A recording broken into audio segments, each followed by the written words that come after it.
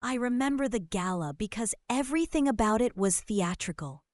Crystal chandeliers, servers who moved like practiced shadows, and a donor list printed on satin paper.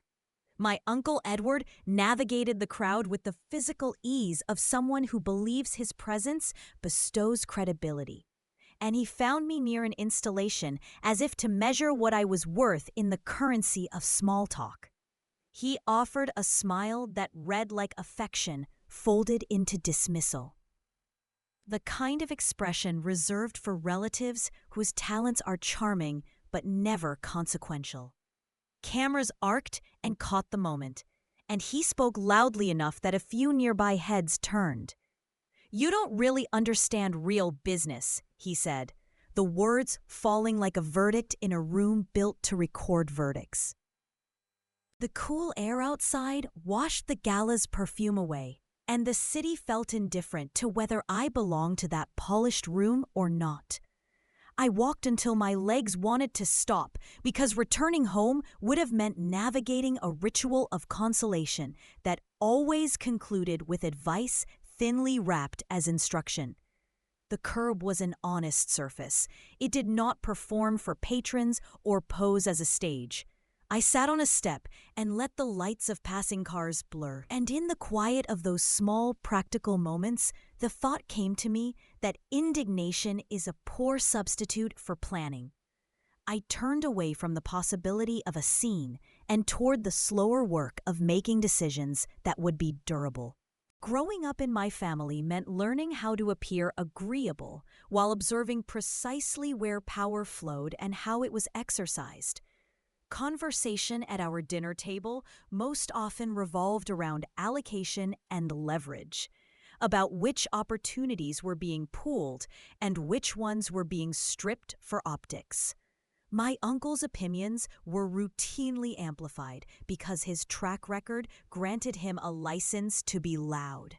Mine were often folded into the polite silence reserved for those who were not expected to upset an equilibrium.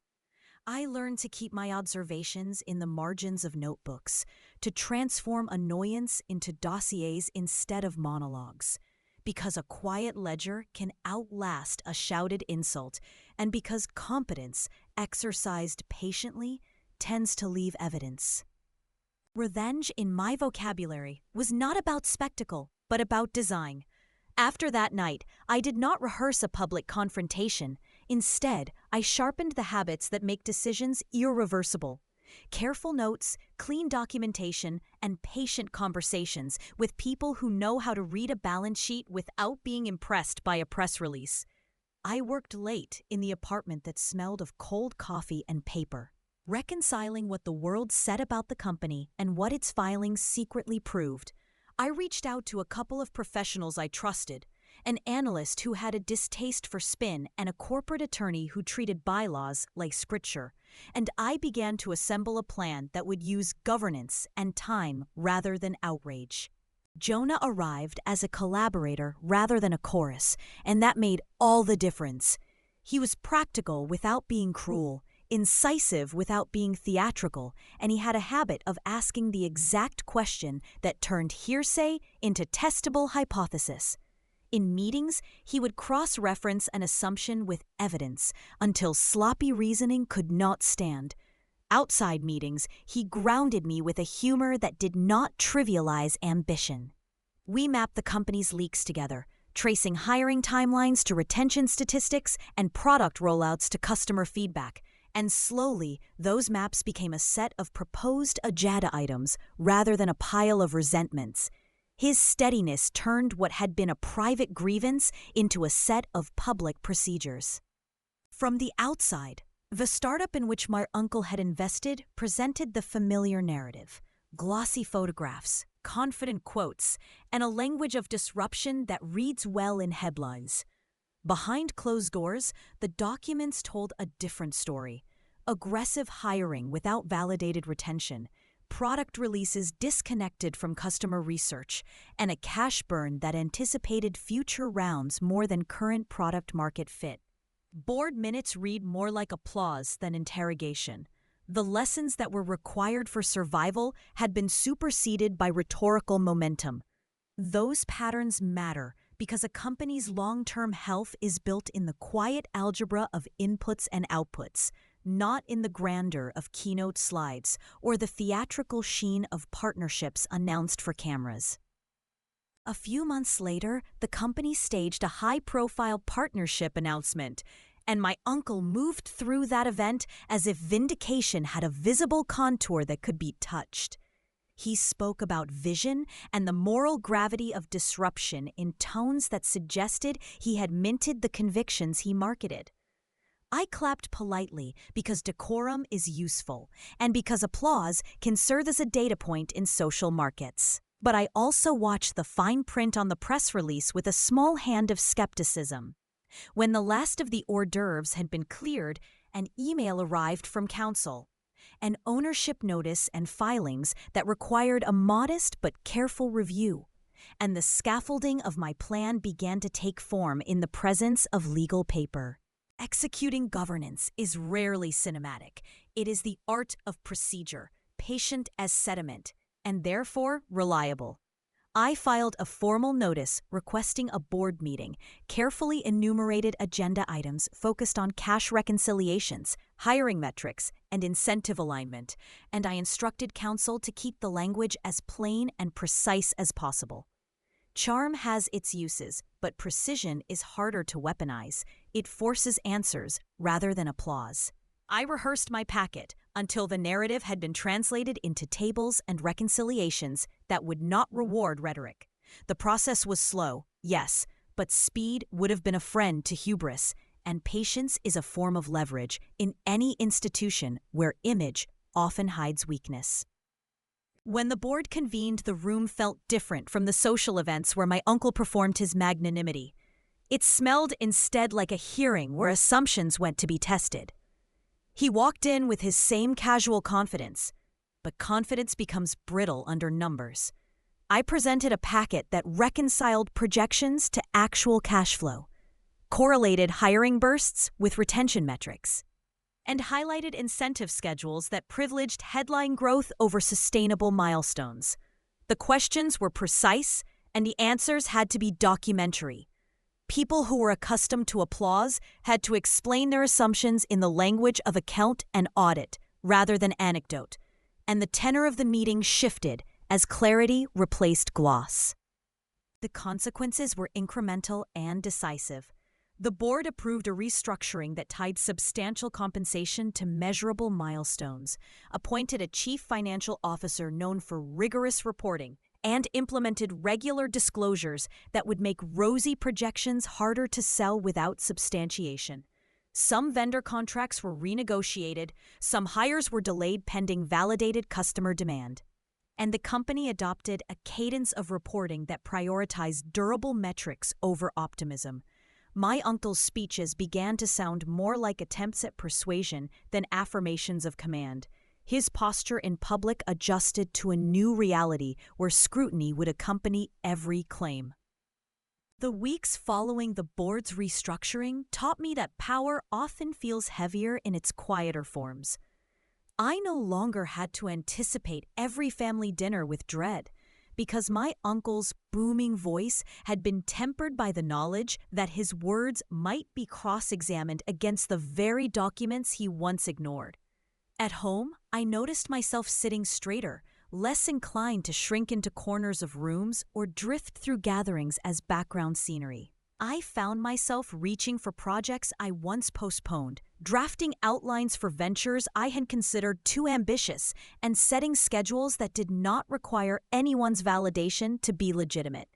Autonomy, I learned, accumulates in daily rituals, making your own list of priorities, deciding which calls to return, and refusing to place your worth at the mercy of someone else's fleeting acknowledgement.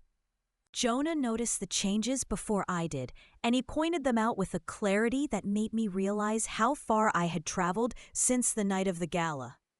"You speak like someone who has authority now," he said one evening while scanning my latest notes. And though I brushed off the remark at first, it stayed with me. Authority was never a word I attached to myself because in my family, it belonged to men with practiced laughter and expensive cufflinks. But authority, I discovered, does not have to announce itself loudly. It can be present in the steady way a hand moves across documents, in the patience to withhold a reaction, or in the deliberate cadence of choosing one's words carefully. At our next family gathering, the dynamic shifted in ways too subtle for anyone to name aloud. My uncle arrived wearing the same tailored suit, but he asked more questions than he answered, and his tone carried a hint of caution where arrogance had once reigned. My parents, perhaps sensing currents they could not entirely map, treated me with a degree of curiosity rather than dismissal, asking how I spent my days and waiting, for once, for full answers. I responded in measured terms, not offering too much, because part of my growth involved learning that not every earned accomplishment must be paraded.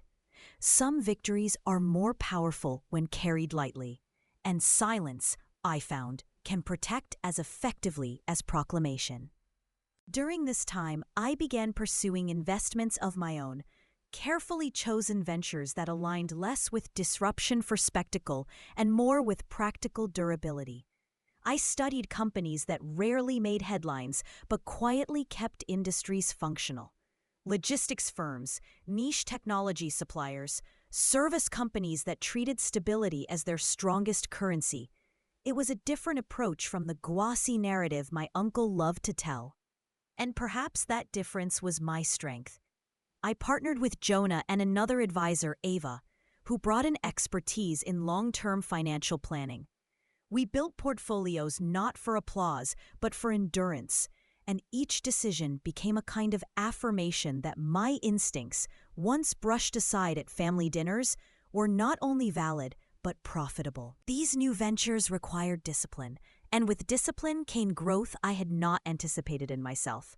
I adopted a strict schedule, carving out hours for research, meetings, and reflection. I traveled occasionally to meet founders in person, preferring straightforward conversations over carefully staged presentations. In those meetings, I discovered a skill I never suspected I possessed: the ability to listen deeply until the real story emerged beneath polished pitches. That skill became my quiet advantage. Where others heard buzzwords, I heard hesitation. Where others saw confidence, I noticed the shadows of uncertainty. This attentiveness allowed me to avoid costly traps and invest where resilience could be found. It was not glamorous work, but it was sustainable, and slowly it began shaping not only my portfolio, but also my sense of identity. It was at one of these company visits, in a modest office outside Chicago, that I realized I no longer carried my uncle's dismissal as an anchor. The founder, a woman who had weathered 2 failed startups before building her current profitable venture, shook my hand firmly and spoke with the clarity of someone who knew her worth. I saw myself reflected in her. Not because our paths were identical, but because she reminded me that dignity can survive dismissal and even thrive after it. Driving back, I caught myself smiling at the memory of my uncle's words and felt a strange gratitude. His condescension had lit a fuse I never would have struck myself, and the trajectory it launched was not one of bitterness, but of reconstruction, brick by brick. Family holidays remained complicated, but they no longer felt suffocating. I learned to participate on my terms, setting boundaries about what I would discuss and what I would let rest in silence. My siblings noticed the change, and while some resented it, others leaned closer, asking how I managed to carry myself differently. I explained that it was not about confrontation, but about clarity, about knowing your own worth even when others do not see it.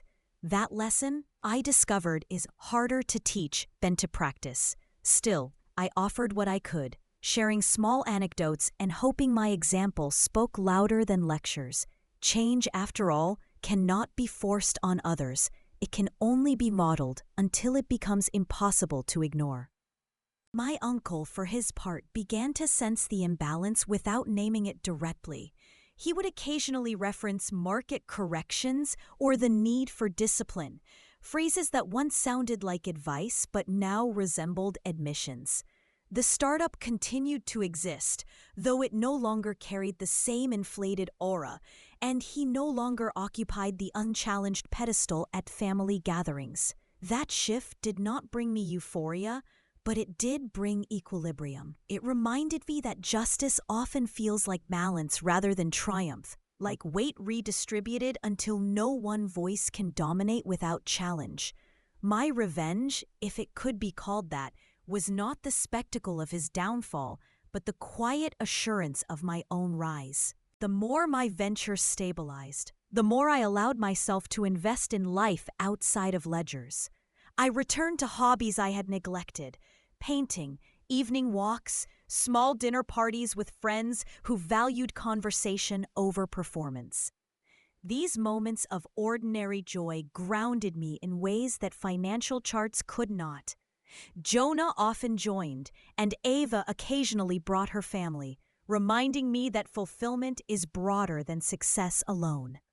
It became clear that resilience is not only about surviving dismissal, but about creating a life so complete that validation from those who once mocked you becomes unnecessary. By then, the gala felt like a distant memory, less a wound and more a catalyst, an origin point for a journey I no longer regretted. As the year closed, I found myself preparing for another charity gala, not as a guest trailing behind family prestige, but as a donor listed in my own right. The organizers had approached me after learning of my contributions to several community projects, and though my name appeared in smaller print than my uncle's, it was present nonetheless. That night, I walked into the ballroom differently. The chandeliers were the same. The servers moved as shadows, but I carried myself with the confidence of someone who no longer needed recognition to validate presence. When my uncle spotted me across the room, his smile faltered for just a second, and I realized he understood the balance had shifted permanently. The second gala marked a threshold I had not anticipated. Standing among donors and entrepreneurs, I realized how little I cared for the performance of prestige compared to the substance of influence. My uncle still worked the room with his signature bravado, but the laughter around him sounded more performative than genuine, as if people clapped out of habit rather than conviction. Meanwhile, conversations with me carried a different tone, measured, inquisitive, and laced with an acknowledgement that my presence no longer required a footnote. I spoke with founders about supply chains, with community leaders about local hiring initiatives, and with fellow investors about the necessity of patience in volatile markets. No one interrupted me to explain fundamentals I already understood, and in that quiet recognition, I found a justice more enduring than applause or theatrical confrontation could ever deliver. Jonah joined me later that evening, sliding effortlessly into conversations and reinforcing my arguments with the kind of precision that felt less like support and more like collaboration. Watching him interact reminded me that revenge, when it turns inward, breeds isolation. But when channeled into construction, it attracts allies who multiply its effect.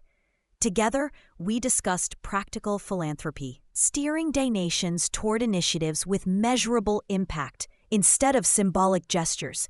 My uncle glanced our way occasionally, his smile carefully fixed, and I sensed that he recognized a shift he could neither reverse nor openly acknowledge. That awareness gave me no thrill of triumph, but rather a calm certainty that the path I had chosen was sustainable, rooted in substance rather than spectacle. Outside the ballroom, life continued with its ordinary rhythms, but those rhythms now played in harmony with my own choices. I purchased a modest home in a neighborhood that valued privacy over prestige, filling it with books, art, and furniture chosen for comfort rather than optics. Each decision carried a weight of independence. No more hand-me-down expectations. No more assumptions that my life would orbit the loudest voices in the family. Friends visited often, their laughter filling the rooms with warmth. And for the first time, I felt that my environment mirrored my values. The house became not just a residence, but a declaration, proof that I could construct a world on my own terms. Autonomy, I discovered, is most visible in the quiet corners of everyday life. Still, family dynamics remained complex as they always do. My parents oscillated between pride and uncertainty, proud when my name appeared in articles, but uneasy when I declined to defer to my uncle's narratives. My siblings observed with mixed reactions, some quietly supportive, others distant in their silence. I learned to stop interpreting every glance as judgment, realizing that people's discomfort often says more about their own unspoken struggles than about your path. Family dinners grew quieter for me, not because I had nothing to say, but because I chose to say less. I guarded my peace, understanding that silence could be stronger than argument. In that restraint, I found freedom, and freedom gave me a resilience that applause never could. The startup itself entered a period of transition. Under new financial leadership, it trimmed excess spending, cut unproductive projects, and restructured contracts. Reports became less embellished, more precise, and slowly the culture shifted from self-congratulation to cautious discipline. My uncle, though still a visible figurehead, no longer dictated unchecked narratives. He began arriving late to meetings, less eager to dominate, more inclined to listen with folded arms. The company stabilized, not dramatically thriving, but surviving. And in its quieter, steadier pace, I saw evidence of what governance can achieve when accountability replaces charisma. It was not a story fit for glossy headlines, but it was the kind of story markets respect, and that respect matters far more than fleeting applause. One afternoon, I received a handwritten letter from Aunt Margaret, one of the few relatives who had consistently treated me with gentle fairness.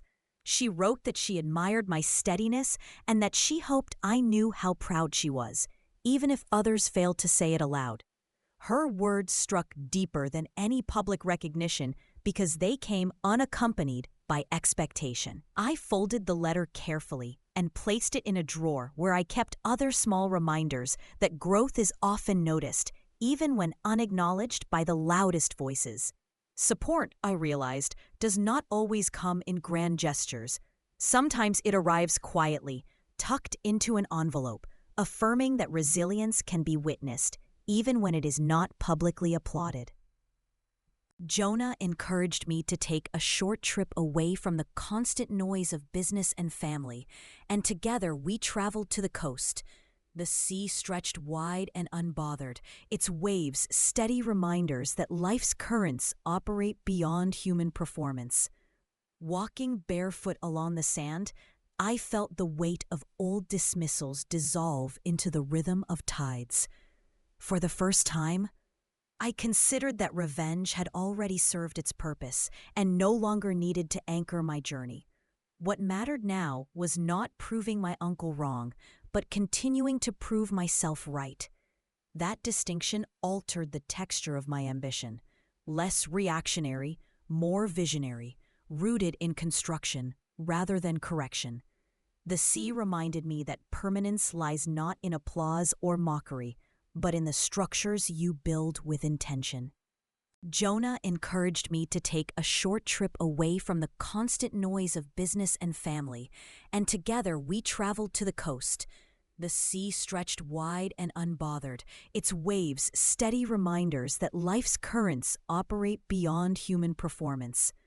Walking barefoot along the sand, I felt the weight of old dismissals dissolve into the rhythm of tides.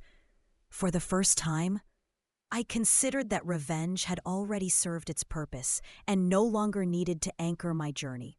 What mattered now was not proving my uncle wrong, but continuing to prove myself right. That distinction altered the texture of my ambition. Less reactionary, more visionary, rooted in construction rather than correction. The sea reminded me that permanence lies not in applause or mockery, but in the structures you build with intention. Upon returning, I found myself fielding invitations to speak at smaller investment forums. At first, I hesitated, wary of stepping into the very spotlight I had once avoided. But I realized that telling my story could help others navigate similar dismissals, so I accepted. I spoke not with flourish, but with precision, explaining how overlooked perspectives can become competitive advantages, how silence can mask strategic thinking, and how dignity can outlast derision. Audiences responded not with roaring applause, but with thoughtful questions, and that suited me. Influence, I decided, is best measured in the quiet shift of perspectives rather than the volume of applause. Sharing my journey became less about revenge and more about offering a roadmap for those who had been underestimated, so they too could find empowerment in patience and clarity. The irony of standing on those stages was not lost on me. My uncle had once insisted that I didn't understand real business. And now, here I was, explaining practical frameworks to audiences eager to learn. He never attended those talks, but word inevitably reached him, carried through family whispers and professional circles. I imagine he bristled at the thought, yet he remained silent. Perhaps he recognized that confrontation would only highlight the imbalance. Perhaps he knew that the era of unchecked dismissal had ended. Whatever his thoughts, his silence became its own acknowledgement. I no longer needed him to say I had proven him wrong. The evidence was etched into structures, portfolios, and choices that spoke louder than any reluctant concession ever could.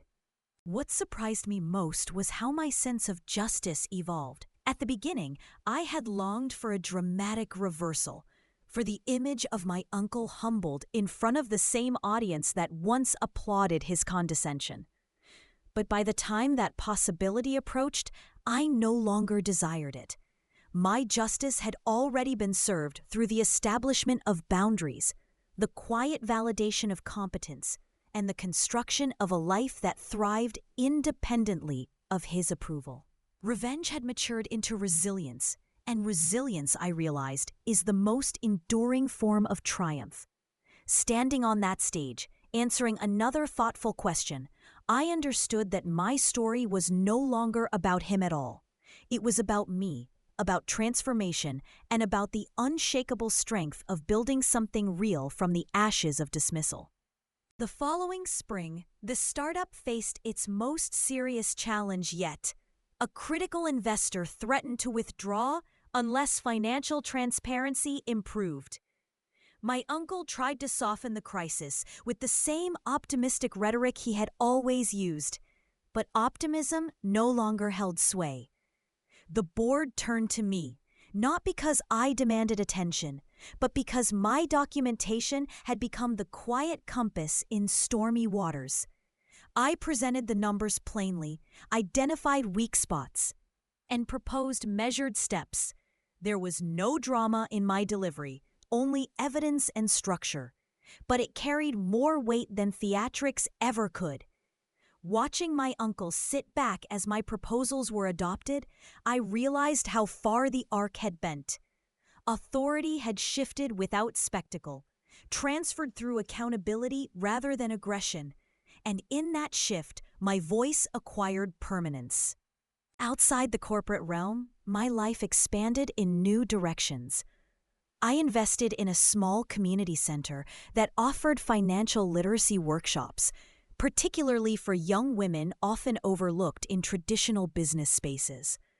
Seeing their curiosity, their hesitation transforming into confidence, mirrored my own journey in a way that felt almost circular. I never mentioned my family drama or the gala that had sparked my trajectory. Those details were unnecessary. What mattered was that they could glimpse possibility through numbers explained simply, through dignity modeled rather than demanded. The work grounded me, reminding me that growth is most meaningful when it radiates outward, when personal vindication evolves into collective empowerment. It became one of the most satisfying projects I had ever undertaken, far surpassing the gratification of quiet victories at boardroom tables. Jonah continued to anchor my growth, reminding me to celebrate small moments instead of living only for long-term outcomes. He often teased that I carried myself like a strategist, even while cooking dinner, always measuring and timing. His lightness balanced my intensity, and together we found rhythms that made ambition sustainable. I had feared that pursuing resilience meant isolating myself from joy, but he proved the opposite. Ambition and joy, I discovered, can coexist when the former does not consume the latter. In this partnership, I found something unexpected, not dependence but complementarity, a reminder that empowerment is not synonymous with solitude. Resilience is fortified not only through internal resolve, but also through trusted companions who see you clearly and stand beside you without trying to rewrite your story. Family dinners became almost unrecognizable compared to years past. My uncle still commanded attention, but his tone had softened, his anecdotes trimmed of arrogance. When relatives asked about my work, he no longer dismissed me, but listened, sometimes even echoing my points with careful phrasing. I did not revel in the irony. Instead, I observed it with detachment, as one might note a season changing. I no longer needed his concession, nor did I crave recognition from relatives who once overlooked me. The measure of my worth had moved far beyond their tables. In silence, I guarded my peace, offering what details I wished and letting the rest remain private. Distance is not always physical. Sometimes it is the refusal to let another person's validation define the scope of your life. The startup eventually reached a crossroads. Its restructuring stabilized operations, but it lacked the innovation needed for long-term growth. The board debated possible directions: acquisition, partnership, or slow decline.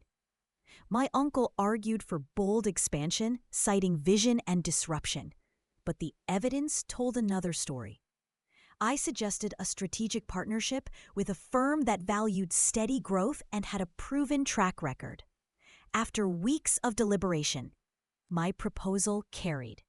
The partnership breathed life into the company, preserving jobs and stabilizing its future. My uncle accepted the decision, his voice measured, his confidence thinner than before. I did not celebrate his diminished influence. Instead, I felt gratitude that the company, though flawed, had survived through accountability. Justice, I realized, does not always mean ruin. Sometimes it means redirection, a quieter but equally powerful victory. With my investments flourishing, I began to write privately. Pages filled with reflections about dismissal, resilience, and the strange alchemy of silence turning into power. I had no plan to publish them, but writing became a way to trace the contours of transformation, to remind myself that growth is not linear, but layered. On paper, I admitted fears I had never spoken aloud, cataloged small victories I feared would be forgotten, and explored the paradox that revenge can evolve into liberation. The practice became a mirror, not for vanity, but for perspective. Looking back at old entries, I could measure distance traveled, not just in financial success, but in identity. I had grown from the niece seated at the margins to the architect of my own narrative, and the record mattered. By the time the next holiday season arrived, the Gala was no longer the stage of my story, but merely one chapter. This time, when I walked into the decorated hall, I did not search for acknowledgement or brace for condescension. I moved through the room with quiet assurance, greeting acquaintances, discussing projects, and smiling at familiar faces. My uncle approached me, his tone lighter, his words laced with a strange formality, as if he recognized that the power dynamic had permanently shifted. I responded kindly, not dismissively, because my strength no longer required sharpness. Power, once claimed, does not need constant defense. It simply resides, steady and unshaken. That realization granted me a peace more profound than any public vindication ever could, a calm certainty that justice had already been woven into the fabric of my life. It was during that holiday season that Ava suggested compiling my reflections into a guide for young professionals, a project that could extend beyond financial literacy into broader lessons about dignity and resilience. At first I resisted, wary of turning my personal story into performance, but the idea grew on me. Perhaps others could benefit from the hard-earned lessons that silence and patience can yield strength. I agreed to draft a manuscript, shaping it less as autobiography and more as a framework, practical steps woven with narrative, dignity presented not as theory but as lived experience. As I wrote, I realized the project was not about revenge at all. It was about planting seeds of resilience for those who might otherwise believe dismissal is permanent. That, I decided, would be my real legacy. The more I reflected, the clearer it became that legacy is not measured in applause or market headlines, but in the quiet impact one leaves on others. My uncle's wealth had always been visible, his influence theatrical, but legacies built on spectacle often crumble with silence. Mine, I hoped, would be different, rooted in competence, in boundaries, in the small lives changed by empowerment. Revenge had given me the fuel to begin, but purpose carried me forward. My story was no longer tethered to his judgment, but released into something larger, something sustainable. Looking ahead, I understood that my journey was not about unseating him, but about creating an independent arc strong enough to stand on its own. That, I realized, is the ultimate form of justice, freedom without dependence on another's downfall. When the new year dawned, I hosted a modest gathering at my home, inviting friends, colleagues, and a handful of family members who had supported me quietly. The evening was filled with laughter, simple meals, and the warmth of belonging. For once, no one performed for applause.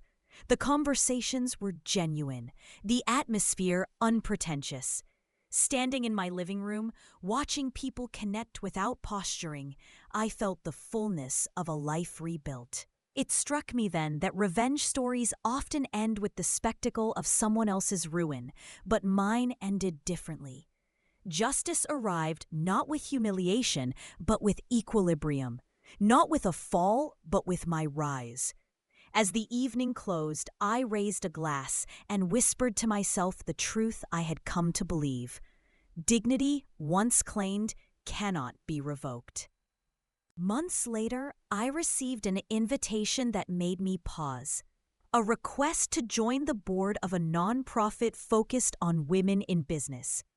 It felt almost poetic, as though the universe had taken the insult once thrown at me that I didn't understand real business and reshaped it into an opportunity to guide others.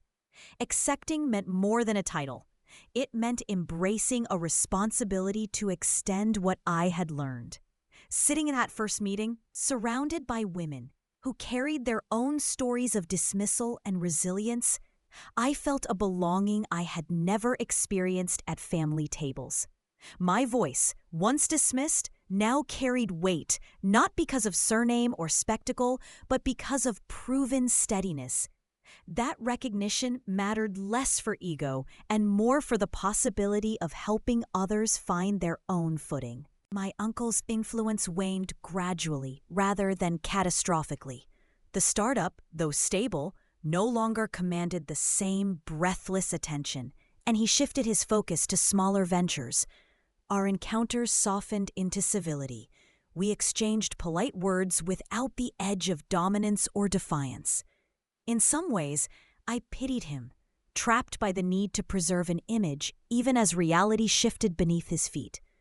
But pity did not sour into cruelty. Instead, it reminded me that arrogance often hides fragility. I no longer sought his downfall because I understood that true justice had already been served. I had risen, built, and established my own independent legacy. His opinion no longer shaped my world, and in that detachment, I discovered a freedom more satisfying than any confrontation could ever provide. Completing my manuscript became a labor of clarity. Each chapter distilled lessons I had lived, that silence can be a strategy, that observation can be power, that resilience grows strongest when unacknowledged. Writing forced me to revisit the wounds, but it also allowed me to transform them into frameworks others could apply. When the book eventually found a publisher, I chose anonymity for the first edition, letting the words stand without the burden of family drama attached. It sold modestly, reaching exactly the audience I hoped it would, those who had been told they did not belong. Letters began to arrive, handwritten and digital, from readers who found themselves reflected in my experiences. Their gratitude confirmed what I had long suspected, that revenge matures into purpose when it stops serving only yourself. One letter in particular moved me. A young woman wrote that after being dismissed at her internship, she almost abandoned her career path entirely. Reading my book, she said, gave her the strength to try again, and within months, she landed a role where her ideas were valued. She thanked me not for success, but for showing her that dignity survives dismissal. Holding that letter, I realized my story had already transcended its origins. My uncle's words had lost their sting. They were no longer wounds, but echoes, reminders of where I started. The real story now lived in the lives reshaped by resilience. That impact mattered more than board votes, market charts, or family recognition. It was the quiet ripple effect of turning condescension into empowerment, transforming pain into guidance for those who needed it. Jonah, Ava, and I celebrated these milestones not with grand parties but with quiet dinners where conversation flowed easily and laughter filled the space without effort. Our friendships and partnerships had grown into a small community built on trust, proof that resilience attracts stability. They reminded me regularly that justice does not need to be loud to be complete. Sometimes it is found in the stillness of knowing you have outgrown the structures that once confined you. That stillness, far from emptiness, carried the weight of accomplishment. Looking back, I understood that the Gala had been the spark, but not the flame. The flame was lit in the patient nights of study, in the steady execution of plans, and in the decision to build rather than retaliate. That flame, I knew, would never extinguish. As my ventures continued, I learned to measure success not in wealth alone, but in the capacity to choose. The freedom to say no, to walk away, to define my time and energy on my terms. That was the truest form of prosperity. At family gatherings, I offered kindness, but kept boundaries firm. I no longer sought approval, nor did I waste energy correcting dismissals. My siblings began to see me differently, some still wary, others openly supportive. But my equilibrium did not depend on their reactions. I had shifted the axis of my life away from them entirely.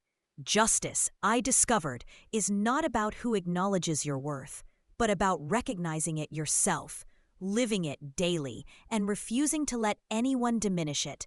That realization brought peace more profound than applause ever could. In quieter moments, I often revisited the memory of sitting outside that first gala, staring at passing headlights with nothing but indignation and a notebook.